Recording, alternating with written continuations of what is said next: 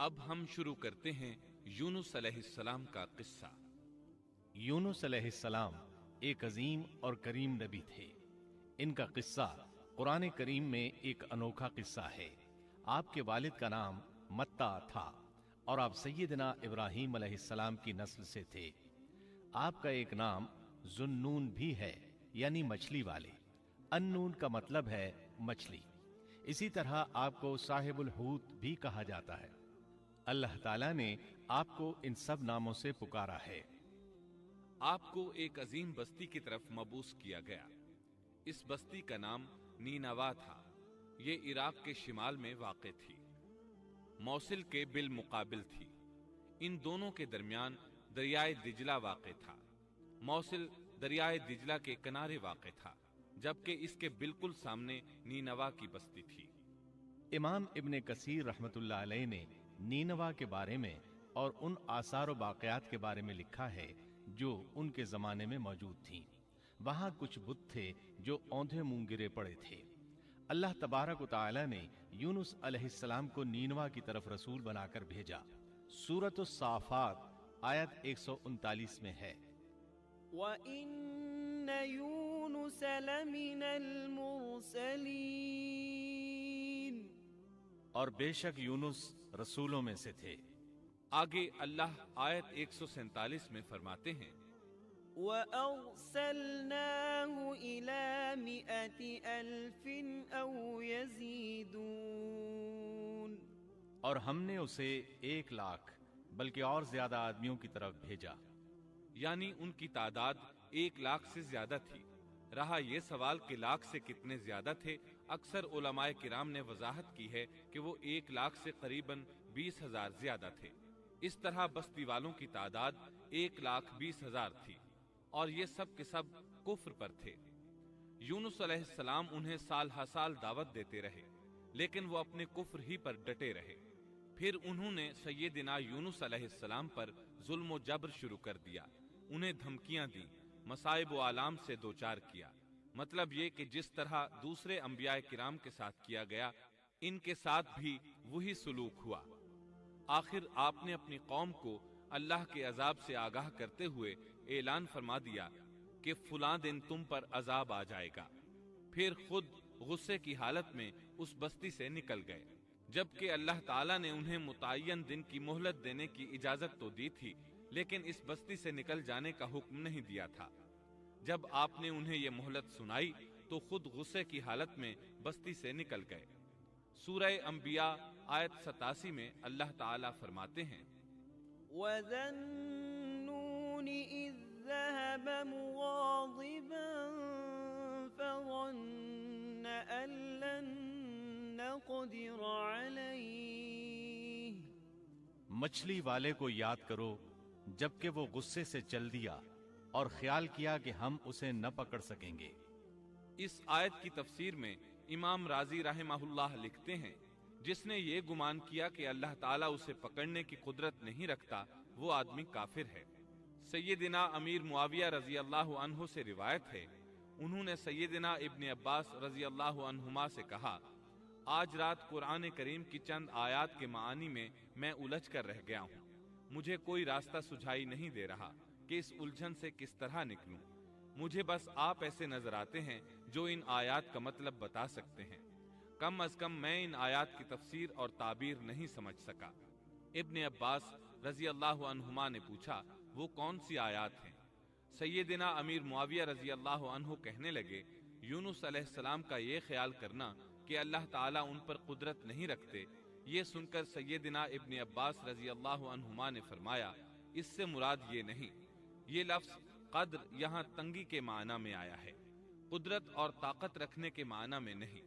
اللہ تعالیٰ نے قدر بمعنی تنگی اور قدر بمعنی قدرت دونوں کا استعمال کیا ہے۔ تنگی کے معنی کی مثال سورۃ الطلاق آیت نمبر 7 میں ہے، وَمَن قُدِرَ عَلَيْهِ رِزْقُهُ فَلْيُنفِقْ مِمَّا آتَاهُ اللَّهُ، اور جس پر اس کے رزق کی تنگی کی گئی ہو، اسے چاہیے کہ جو کچھ اللہ تعالیٰ نے اسے دے رکھا ہے उसी में से अपनी हैसियत के मुताबिक दे। तो इस आयत में भी यही माना मुराद है कि उन्होंने गुमान कर लिया हम उन पर तंगी नहीं करेंगे, यानी उनका ख्याल ये था कि अगरचे वो अल्लाह ताला की इजाजत के बगैर निकल खड़े हुए हैं, फिर भी अल्लाह उन पर तंगी नहीं करेंगे, क्योंकि वो अल्लाह के एक मुअज़्ज़ज़ नबी और रसूल हैं और उनकी कौम के लोग अल्लाह की गिरफ्त और उसके अजाब के मुस्तहिक हैं। उन्हीं पर अल्लाह का अजाब नाजिल होने वाला है।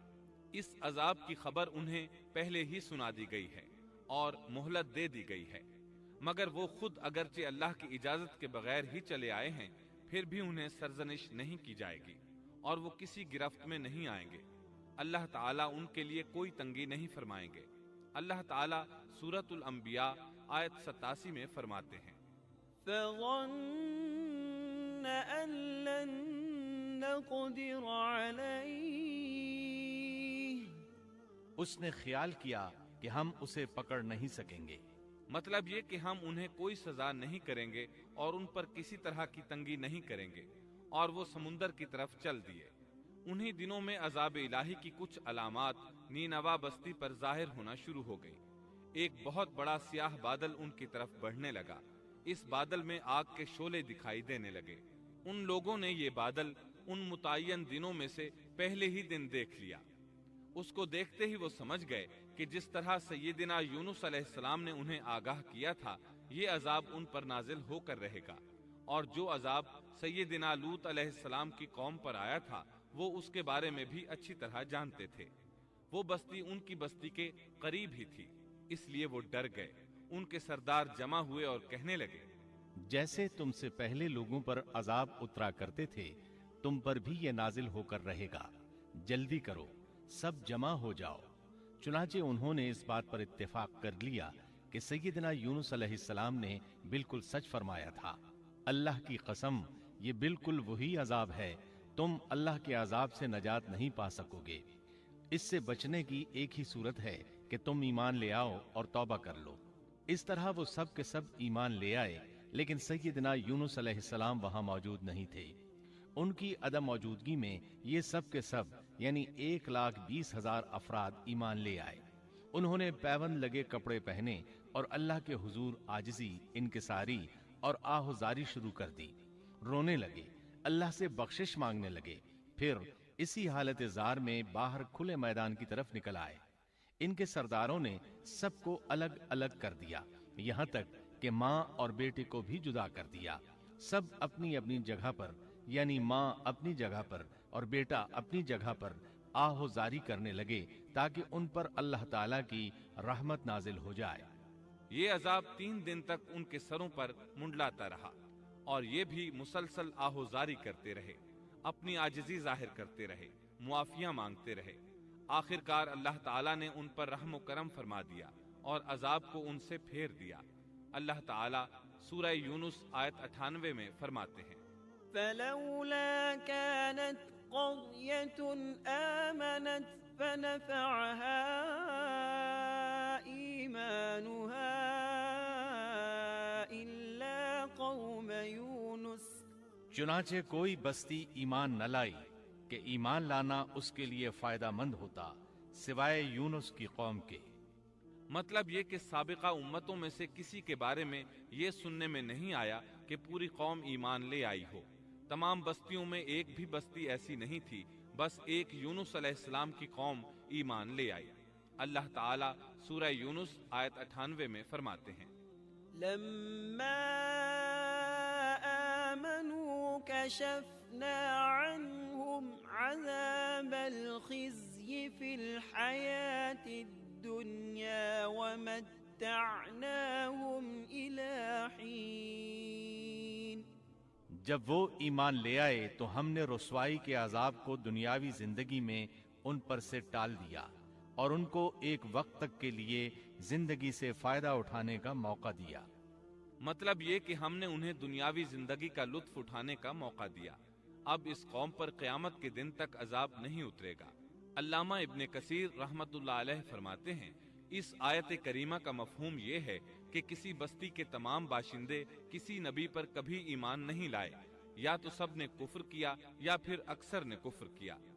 لیکن یونس علیہ السلام کی قوم واحد ایسی قوم ہے جو تمام کی تمام عذاب الہی کے آثار دیکھ کر ایمان لے آئی۔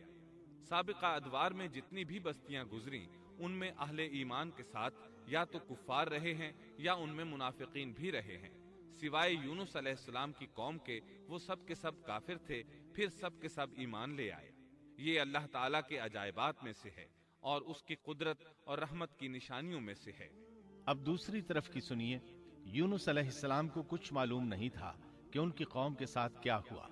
آپ تو غصے کی حالت میں بستی سے نکل کر سمندر کی طرف چلے آئے تھے۔ آپ ایک کشتی کی طرف آئے، اس میں سواریاں اور ساز و سامان لدا ہوا تھا۔ اللہ تعالیٰ سورۃ الصافات آیت 140 میں فرماتے ہیں، إذ أبق إلى الفلك المشحون جب وہ بھاگ کر بھری کشتی پر پہنچے۔ کشتی روانہ ہوئی، موجیں اٹھیں، سمندر میں طغیانی آئی، یوں لگتا تھا کہ بس ابھی غرق ہوئے۔ کہنے لگے بوجھ ہلکا کرو، اپنا ساز و سامان سمندر میں پھینک دو۔ چنانچہ انہوں نے اپنا اپنا ساز و سامان سمندر میں پھینک دیا۔ اس طرح کشتی کچھ ہلکی ہو گئی، لیکن ضرورت کے مطابق ہلکی نہ ہو سکی۔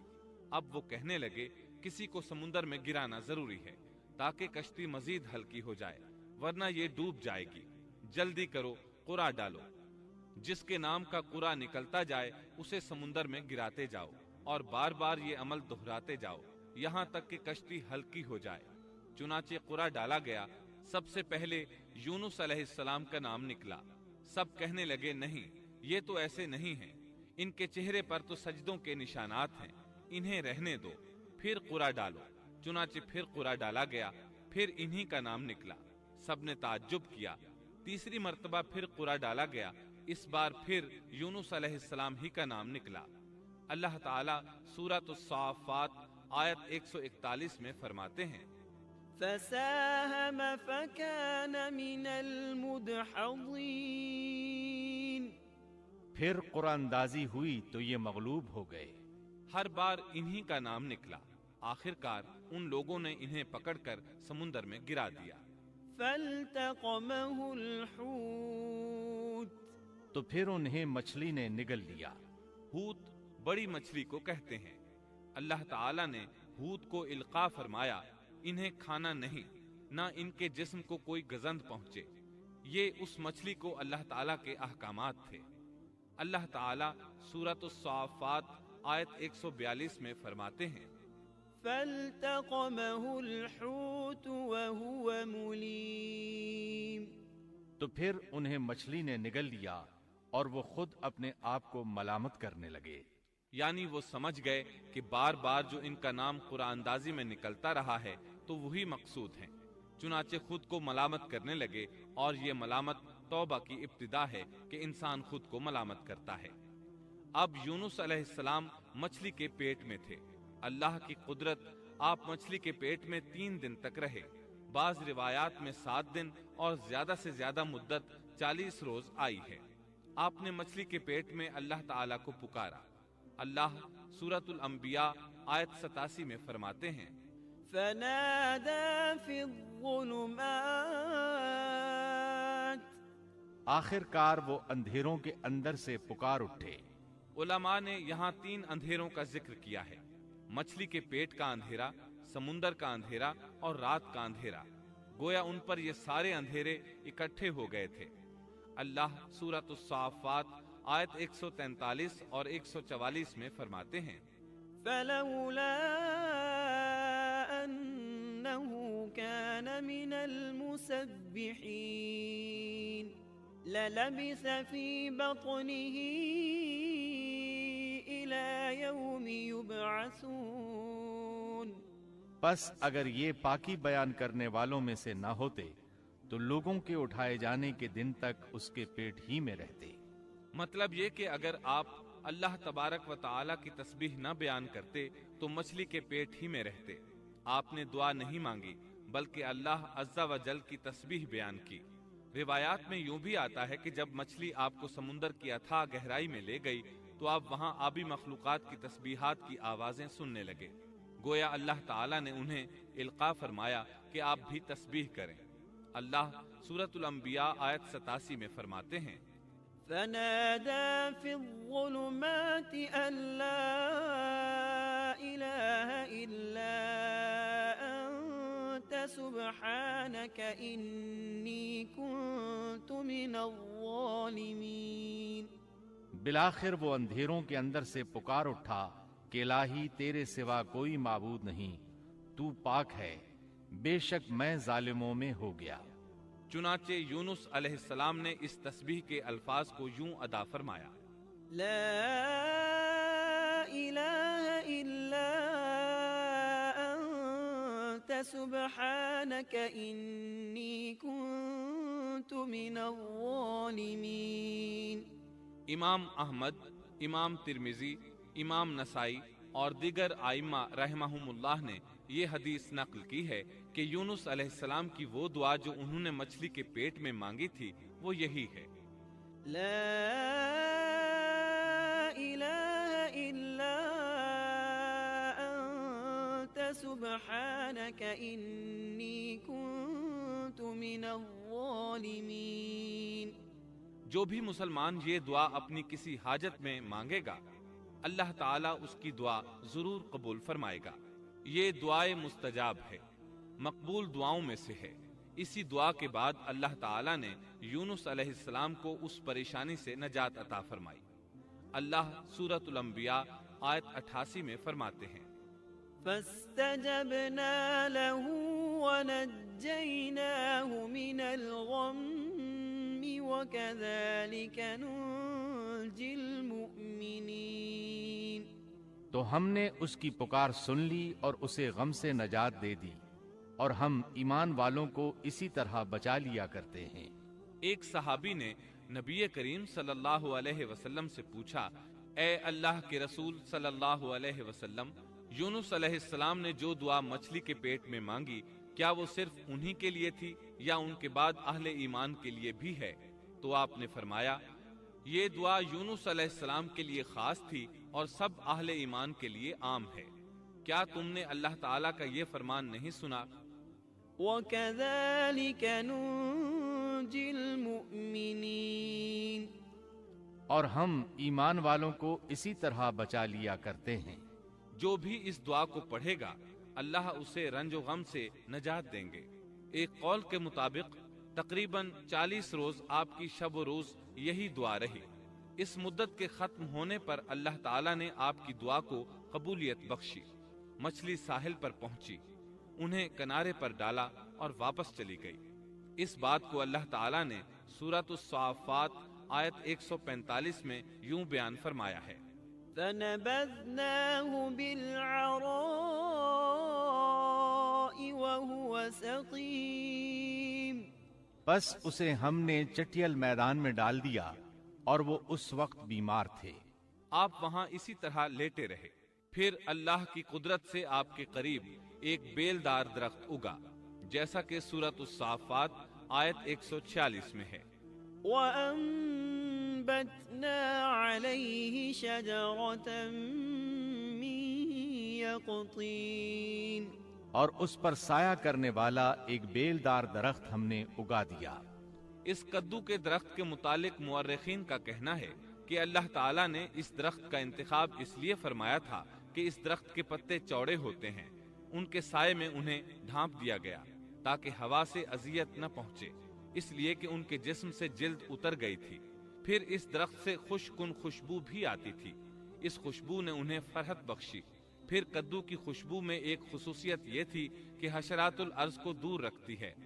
اللہ تعالیٰ نے انہی خصوصیات کی وجہ سے اس بیلدار درخت کا انتخاب فرمایا تھا تاکہ آپ ہر طرح کی تکلیف سے محفوظ رہیں۔ یہ ہے اللہ کی قدرت، سبحان اللہ۔ اسی طرح مفسرین یہ بھی کہتے ہیں کہ اللہ تعالیٰ نے ان کے پاس ایک پہاڑی بکری بھیج دی، وہ آپ کے قریب آتی اور آپ کے سر کے اوپر اپنی ٹانگیں پھیلائے کھڑی ہو جاتی۔ اس طرح اس کے تھن آپ کے منہ میں چلے آتے اور آپ ان سے خواہش کے مطابق دودھ پیتے۔ یہ تھا آپ کا کھانا اور پینا۔ رفتہ رفتہ آپ کی حالت بہتر ہو گئی، توانا اور تندرست ہو گئے، پھر آپ اٹھنے کے قابل ہو گئے، اور یہ سب اللہ تعالیٰ کی مہربانی سے ہوا۔ جب آپ کی صحت لوٹ آئی تو اللہ تعالیٰ نے آپ کو پھر آپ کی قوم کی طرف بھیجا، جیسا کہ سورۃ الصافات آیت 148 میں ہے۔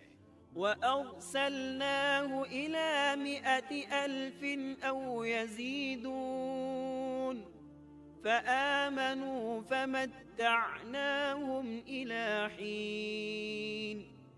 اور ہم نے اسے 1,00,000 بلکہ اور زیادہ آدمیوں کی طرف بھیجا، پس وہ ایمان لے آئے اور ہم نے انہیں ایک زمانے تک عیش و عشرت دی۔ وہ سب کے سب آپ پر ایمان لے آئے تھے۔ اللہ تعالیٰ نے اس قصے کے ذریعے نبی کریم صلی اللہ علیہ وسلم کو اشارہ فرمایا ہے کہ دعوت دیتے ہوئے اکتانا نہیں۔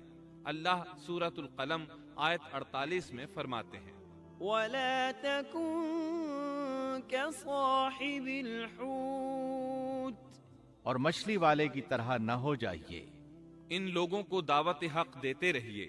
دیکھیے وہ سال ہر سال دعوت دیتے رہے لیکن اکتائے نہیں، ان سے مایوس نہیں ہوئے۔ ان کی پوری بستی میں سے ایک بھی ان پر ایمان نہیں لایا تھا، لیکن جب ان سے مایوس ہو گئے تو انہیں اللہ کے عذاب سے آگاہ کر دیا اور منہ پھیر کر چل دیے تو وہ سب کے سب ایمان لے آئے۔ اللہ تعالی سورۃ القصص آیت 56 میں فرماتے ہیں، إنك لا تهدي من أحببت ولكن الله يهدي من يشاء۔ آپ جسے چاہیں ہدایت نہیں دے سکتے، بلکہ اللہ تعالیٰ ہی جسے چاہتا ہے ہدایت دیتا ہے۔ اس قصے میں بہت بڑا سبق ہے کہ کسی بھی حالت میں اللہ کی رحمت سے مایوس نہیں ہونا چاہیے اور نہ ہدایت کے معاملے میں اپنی ذات پر بھروسہ کرنا چاہیے۔ ہدایت تو بس صرف اللہ تعالیٰ ہی کی طرف سے ہے۔ آپ کے ذمے تو پیغام حق پہنچا دینا ہے۔ اللہ سبحانہ و تعالیٰ کے ذمے ہدایت سے نوازنا ہے۔ اللہ تعالیٰ نے انہیں پاک صاف بنا دیا، انہیں چن لیا۔ اللہ خود ہی سورۃ القلم آیت 50 میں وضاحت فرماتے ہیں، فاجتباه ربه فجعله من الصالحين۔ اسے اس کے رب نے پھر نوازا اور اسے نیک لوگوں میں کر دیا۔ امام مسلم نے ایک حدیث روایت کی ہے کہ نبی کریم صلی اللہ علیہ وسلم نے فرمایا، لا ينبغي لعبد أن يقول أنا خير من يونس بن متى۔